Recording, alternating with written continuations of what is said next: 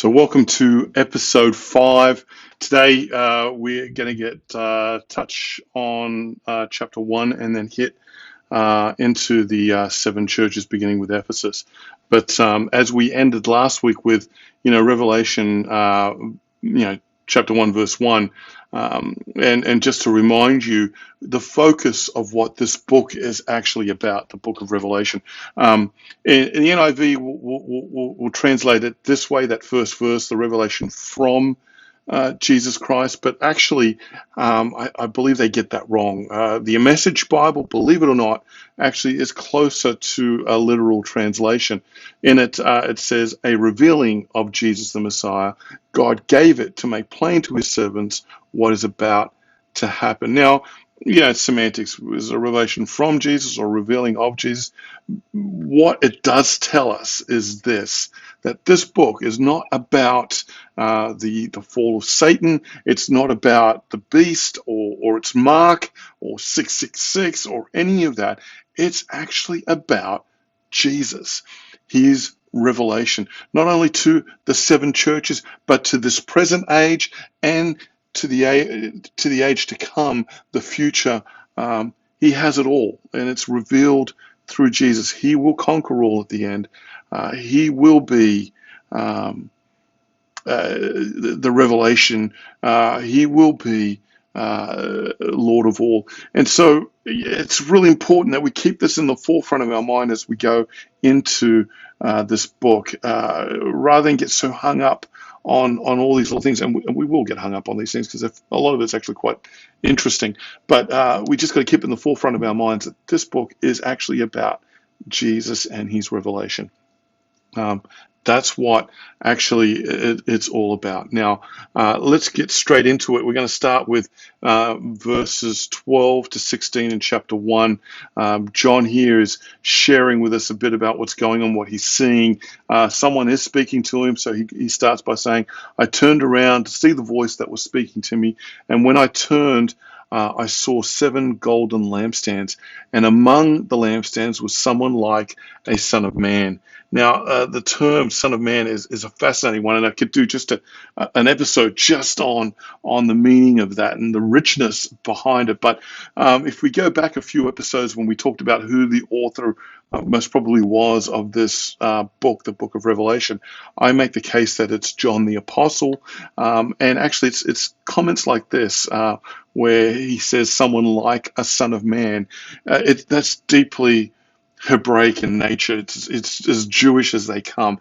No Greek person would say that because unless they're well versed in Hebrew, but John is actually talking to a Greek crowd. He's in particular responding to the church in Ephesus, but also the other 6 churches of the region. They're not necessarily Jewish per se. A lot of them would have been Gentile, but he's talking like a Jew. And the reason being is the word, the term, a son of man or like a son of man is deeply rooted in the Old Testament. In fact, I think it's, if I'm not wrong, it's over 100 times in the Old Testament, the comment son of man, either like a son of man or like the son of man is written as predominantly a son of man. I think over 90 times alone in the book of Ezekiel. But in Daniel chapter 7, it talks about this vision that Daniel gets of these 4 beasts that represent or the pagan nations, and they're out to kind of get the people of Israel. They're to oppress them and take them out in a sense. But right up until the point of judgment, which God will judge, it describes about how the Ancient of Days, who is God, gives dominion over the earth to one like a son of man, and but the difference here in the Old Testament isn't necessarily a person per se. Even though it implies a human being, it also stands for the saints, like a group of people. And so what we're most probably hearing, or the implications of what Daniel is saying here, is that the hope that God will take dominion over the world away from these beast-like pagan nations and give it to the human-like Israel. That is the way Daniel is interpreted by Jews. Of course, for us Christians, the indefinite a son of man, or the son of man, which is what Jesus refers to himself, the son of man will come. We obviously refer that to Jesus, and so we take on a new meaning of that. Anyway, enough of just being focused on that one, like a son of man. Going on, it says this person, this someone who, like a son of man, who was dressed in a robe, reaching down to his feet with a golden sash around his chest. The hair on his head was white like wool, as white as snow, and his eyes were like blazing fire. His feet were like bronze glowing in a furnace, and his voice was like the sound of rushing waters. In his right hand he held 7 stars, and coming out of his mouth was a sharp double-edged sword. His face was like the sun shining in all its brilliance. Now, one thing we've got to get used to when we come to the book of Revelation is one thing, the numbering systems within it. Every number has a meaning, and we, in our modern day thinking, think of numbers in a literal form. Mathematics has impacted our lives very much so, that numbers for us are quite are what they are. And unfortunately, because of other things like New Age mysticism, we tend to frown very much when numbers are attached to meanings. For the Jew, a number had a meaning. It referred to not only a place, but it also referred to a situation or a thing.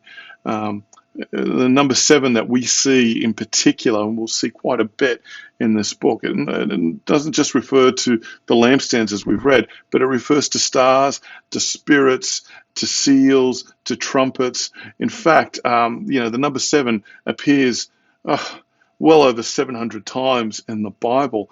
It's amazing how much there is in there. But it's not just that. 7 has some far more significance. The Hebrew word for 7 is sheva, and sheva itself means complete. It means perfect, and the root of the word shiva is found in the word Shabbat, which means Sabbath, but it's also in the word Shavuot, which means Pentecost. The festival of Shavuot, which was a festival that happened. They called it the Feast of Weeks, and it ended with Pentecost, and we see that at the end, or the end of the Gospels, the beginning of Acts, when the Spirit is kind of released at that point. You've got to understand that the Bible begins with 7 at the time of creation, and even in the creation poetry in those first couple of chapters there, the number 7 appears a number of times. In fact, I think one commentator made the comment that you cannot say that it's just mere coincidence. It's quite intentional that this number 7 is pronounced so frequently, especially at the beginning of the Bible. But for us today, it's fascinating when I talk to people. They believe in what they call a 6-day creation, and the 7th day is whatever God rested. But actually, that's quite incorrect. Creation is referred to as 7 days. The 7th day would not happen if the 6th day didn't come about. And within the context of a week, or what the Hebrew word sheva, it's 7 days. Creation requires rest. That's where God is revealed, and God communes with what he has created. So Bible begins with 7, that is the 7 days of creation, and it climaxes at the end of Revelation with the 7 seals. So 7 is quite a fascinating number, and it seems quite intentionally put within the Bible with significance, which today we tend to either frown upon or not take seriously. But I believe firmly that the writers of the Bible, through God's revelation, use the number 7 to reveal to us God's complete and perfect plan. But we are confronted in these first verses with 7 lampstands. And the lampstands are fascinating because it talks about, obviously, the the menorah. Now, if you don't know what the menorah is, there it is. This is the Ark of Titus during his procession into Rome, his triumph after defeating the Jews in the first Roman Jewish war.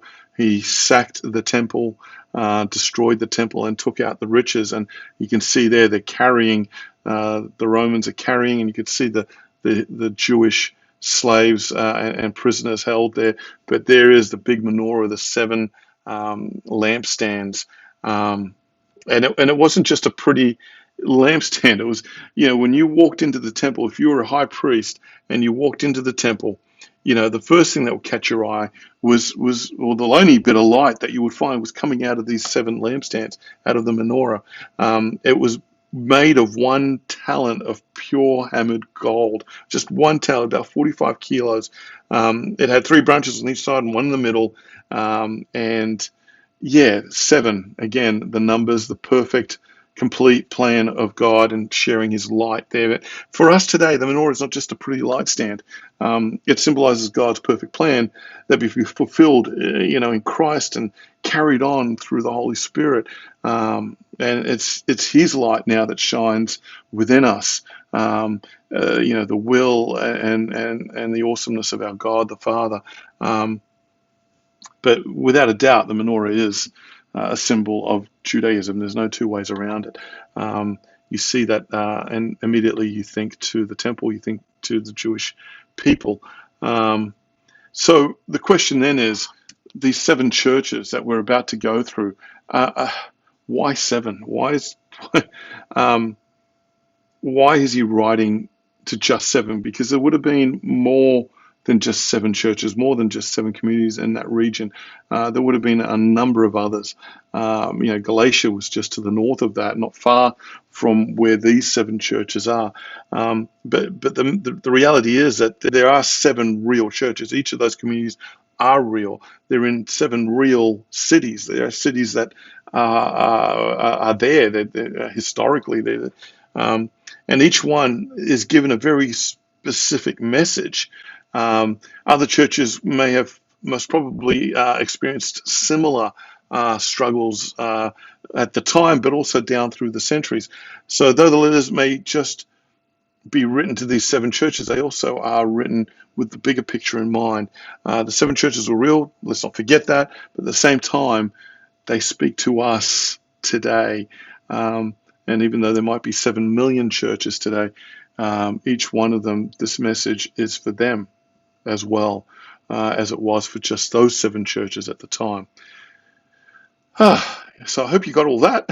We're going to now dig into the book of Ephesus, and we're going to unpack this first church. Now, Ephesus is a fascinating city.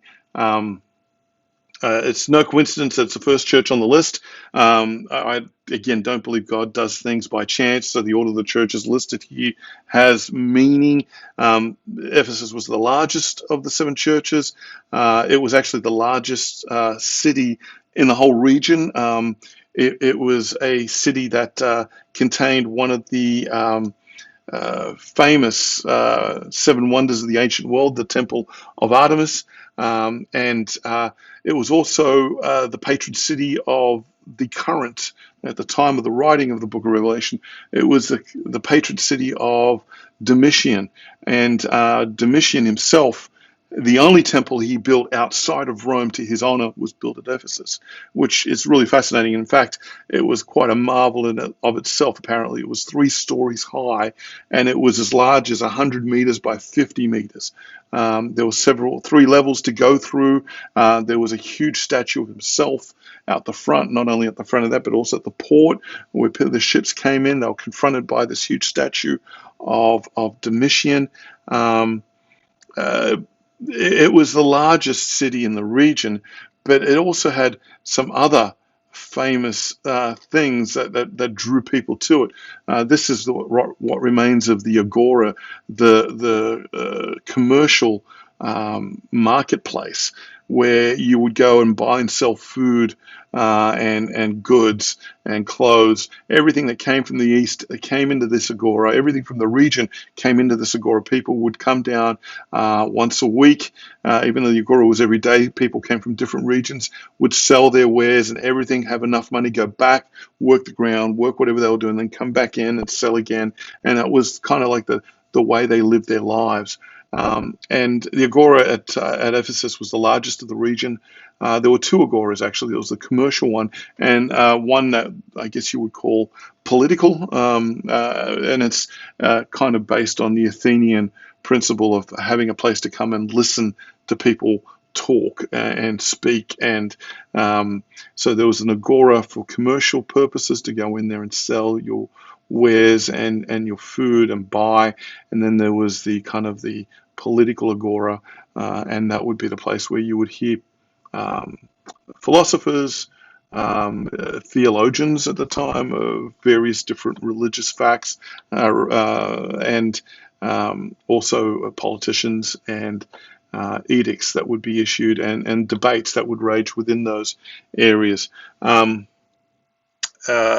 so it was the seat also of the Roman governor for the region, meaning not only was it the place where you've had commerce happening or where there was also the seat of emperor worship, but it was also the place of judgment where petitions, politics, all that happened.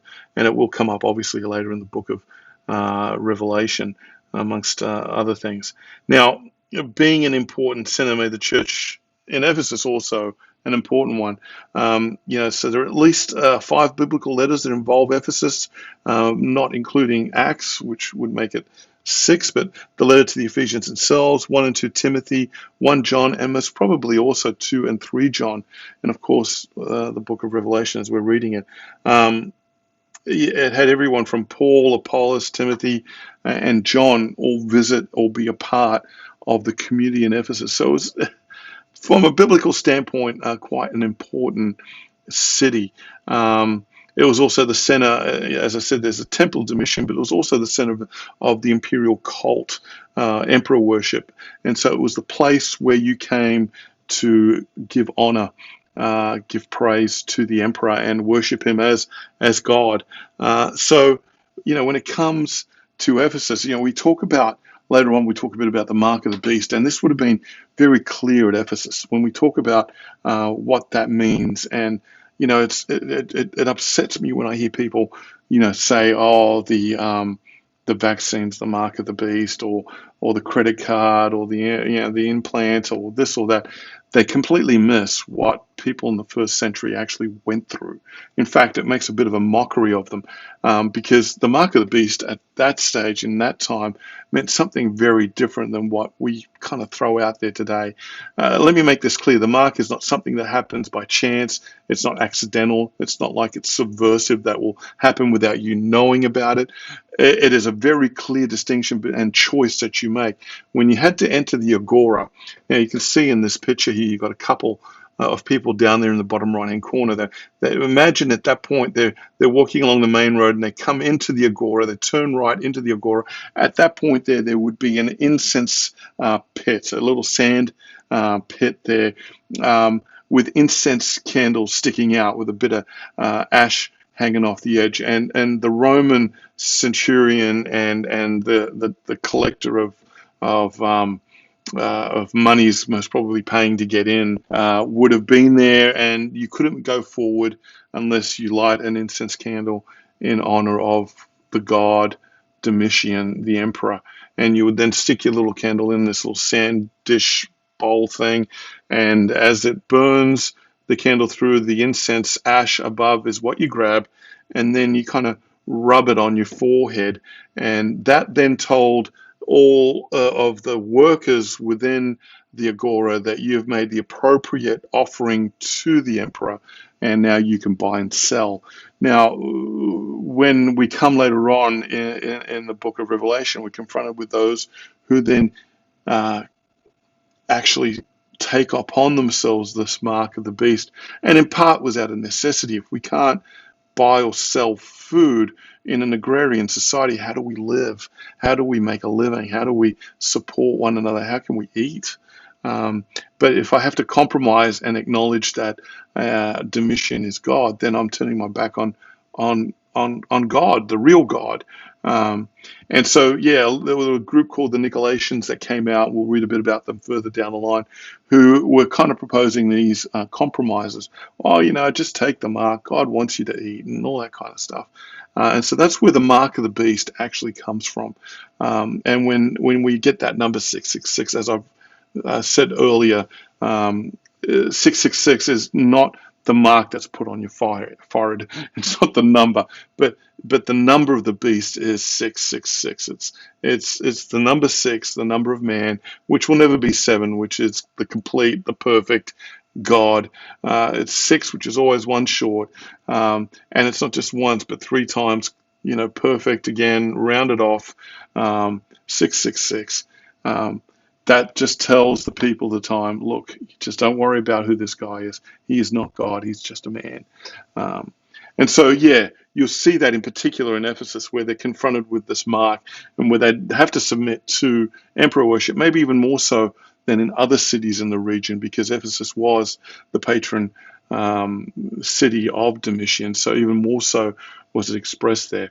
Um, but moving on, in Ephesus, we go to Revelation chapter 2, verse 1, where we start talking about Jesus, who reveals his letters to each of the individual to each of the churches.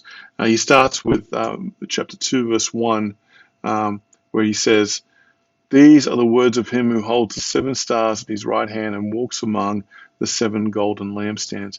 Now, right next to that verse, there you see a picture of a statue of Domitian, actually, that's in the in the Vatican Museum. He's holding in his right hand his scroll, the scroll that he has all his names, his rights as God. Um, and when God, in his left hand, he's also holding an orb, which means he holds everything, justice, the world in his hand. And here, Jesus begins by saying, "Hey, I know that you guys are part of this city. You're in this city whose patron is the emperor, who says that he has complete control over everyone, that he holds life and death in his hand, that he is God. But let me tell you, I'm the one that holds the seven stars. That means I hold the universe together in my right hand, and I walk amongst you. So I'm the one that you need to be, taking note of. Um, you know, the imperial cult wasn't just the only problem with Ephesus. You had also the Temple of Artemis, where the goddess Artemis, or the Romans called her Diana, was worshipped. And in the temple, you would find male prostitutes selling themselves to the women of Ephesus, and which goes a long way to understanding the theology of both the letter of Ephesians and in particular the two letters to Timothy. And furthermore, it seemed that the church in Ephesus suffered from a lot of false prophets, in particular, and you read in Acts, you see them in Acts chapter 20. This is what Paul says in his farewell to the church. He says this. He says, "I know that after I leave, savage wolves will come in among you and will not spare the flock. Even from your own number will arise and distort the truth in order to draw away disciples after them. So be on your guard. Remember that for 3 years I've never stopped warning each of you night and day with tears." And so Paul writing as he's leaving Ephesus, look, actually it's going to get hard for you guys. And then when he sends Timothy to Ephesus, he says this. It's fascinating. Poor old Timothy. He's sending him into that lion's den. He's saying, "As I urged you when I went into Macedonia, stay there in Ephesus so that you may command certain people not to teach false doctrines any longer or devote themselves to myths and endless genealogies. Such things promote controversial speculations rather than advancing God's work, which is by faith. The goal of this command is love, which comes from a pure heart and a good conscience and a sincere faith. Some have departed from these and have turned to meaningless talk. They want to be teachers of the law, but they do not know what they're talking about or what they so confidently affirm." So obviously there's a problem in Ephesus around you know, false teachers, people who are speaking a little bit too much, need to really keep their mouths shut. But there's this element obviously happening. But as we read in Jesus' letter, something has changed. In chapter 2, verse 2, Jesus in his letter says this. I said, I know your deeds, your hard work, and your perseverance, and I know that you cannot tolerate wicked people, that you have tested those who claim to be apostle but are not, and had found them false. So it seems like what Jesus is saying here is, hey, you did take heed of what Paul said. You took it to heart, and actually you've done a great job. You're not tolerating weak people. You're testing those who claim to be apostles, and you found them when they are false. They took Paul's words seriously. But not only that, Jesus goes on to say, you've persevered, you've and endured hardships for my name, and you've not grown weary. So there's a lot of positives going on here in Ephesus.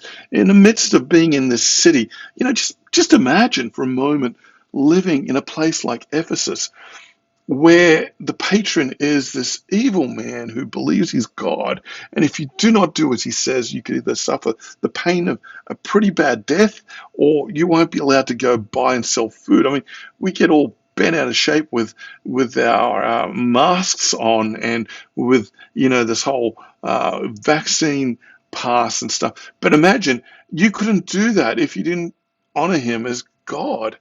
Um, it was a real problem, but they've persevered and they've endured hardships for Jesus, and they've not grown weary. They're willing to get their hands dirty. They understood that ministry was part and purpose of their lives. Who knows? They might have had an active youth ministry, or a food pantry, or shelter for the homeless. Um, but Ephesus, they were just doing. They weren't just hearers. They were doing. They were doers as well. Whatever needed to be done, it seems like they were willing to do. But here's the problem. Verse 4, Jesus kind of makes it a bit more personal now. He says, but I have this complaint against you. You don't love me or each other as you did at first. Which kind of contradicts in some ways what was said before. You'd think they were doing that out of love. But here, Jesus is saying, well, actually, no, you haven't been responding out of love. Not only to each other, but not even to me. You not like what you did the first time when you first started all this. And this is the challenge for many churches like Ephesus that have strong teaching and strict standards. They can get so focused on pulling themselves up by their shoelaces and defending their faith that they forget what it's actually really all about. And you get that today with a lot of churches, especially ones that are very Bible teaching based. They're more concerned with winning arguments than with winning people. Law will above love, which is basically legalism. And that's what's happening here in Ephesus. That's what they've been reduced to. And it shouldn't have happened. Interestingly, when we talk about love in Ephesus, there's a lot written by both Paul and John in particular that, he's speaking to the church in Ephesus. And he mentions in his letter to them, at least more than 20 times, he mentions the word love. Um, so it's not just a problem of dealing with the issues of false teaching, but there's also definitely a problem with love. In 1 John, which, was written to the Ephesians, it's all about love. Look at this. And this is my command, to believe in the name of his Son, Jesus Christ, and to love one another as he commanded us. Going on, he says, dear friends, let us love one another, for love comes from God. And everyone who loves, who has been born of God and knows God, and whoever does not love does not know God, because God is love. Yeah, John's trying to make a point here, isn't he, to the Ephesians? And he goes on, and so we know and rely on the love God has for us. God is love. Whoever lives in love lives in God and God in him. Again, you think he's trying to make a point? Who knew that these Ephesians had a problem with love? And this is what God wanted most from the church in Ephesus. He wanted them to be more about love. And how does that work for us as a church today? I think For many of us, we get the right doctrine, but we're missing out on love. And we're all about getting those false teachers out, but we're not really doing a good job of loving. And here's how this is important, right?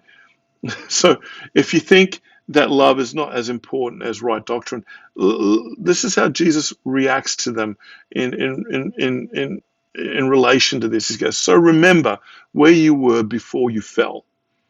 Change your hearts and do what you did at first. If you do not change, I will come to you and will take away your lampstand from its place." That's how important this issue of love is. He's first telling us, remember. Remember who you were, right? Remember where you come from. Remember the love I gave you, Jesus says. Remember the love that he showed us. Okay? That's the kind of love we are to show others. Now remember, really important. Secondly, repent. Okay? Change your hearts. There's a point in which repentance means do an about face. You're going in the wrong direction. You need to turn around. Change your hearts and do what you did at first. Use the love that I gave you to share that love for others. You did that when you first came to know the Lord. You did that when you were embraced by his love. You shared that love freely. But then something happened. Over time, the love waned, and all of a sudden, right doctrine was more important. And then he says, return. So not only do repent, change your heart, but do what you did first. Go back to where you were all about love. And it's serious enough that if you do not change, that he's just going to take us away. He's just going to eliminate us. Now, I know when it comes to things, social issues, politics, all of that, we can get quite riled up over all these things. But this is really simple. In Ephesus, he's telling them very clearly, hey guys, you need to remember where you came from. You need to change your hearts and do what you did first. And, get back to that. Get back to that. And I don't care. He's almost saying this. I don't care that you've got right. Yeah, that's great that you've got right doctrine. Well done. It's great that you've been able to get rid of this, false doctrine from amongst you. But you've actually missed the whole loving thing. And you can't actually have one without the other. Now, if you don't get that love back in, I'm going to actually just take the lampstand away from you. You won't have that light anymore. And that's a pretty serious thing that he says here. If you do not change, I will come to you and will take away your lampstand from its place. If you do not get this love right, I don't care if you've got the theology right. I don't care that you've got that right. Without love, it's meaningless. It's absolutely meaningless.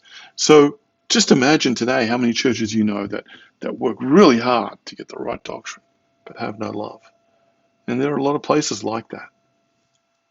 And then he ends, with this message. Every person who has ears should listen to what the Spirit says to the churches.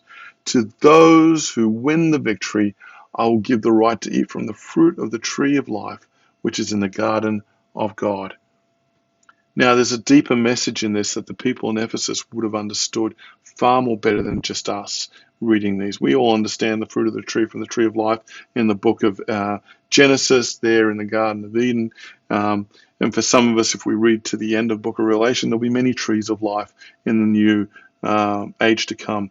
But in this point here, the reference is deeper and far more meaningful to the people in Ephesus.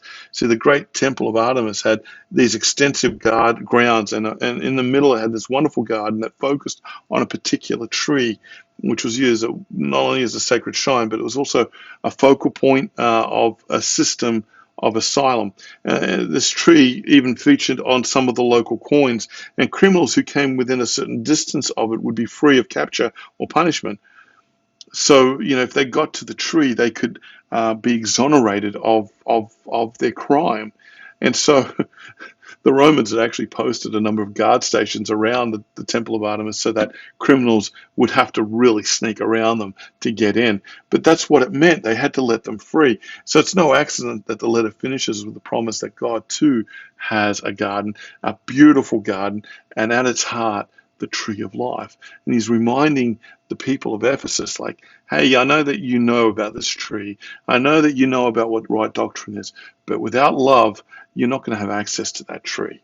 And not the tree in the Temple of Artemis, but the tree of life, the very tree that gives us life, not just exoneration, but life itself. So it's a fascinating way to end, what is a letter that goes to all the churches through all the ages, but also deeply meaningful to the church itself in Ephesus. They would have read that and went, ooh, powerful words. They're speaking straight to us, and he knows us in our space and place. Next week, we're going to continue into Smyrna, the next city just up the road from Ephesus. So we'll continue with that in Revelation episode 6.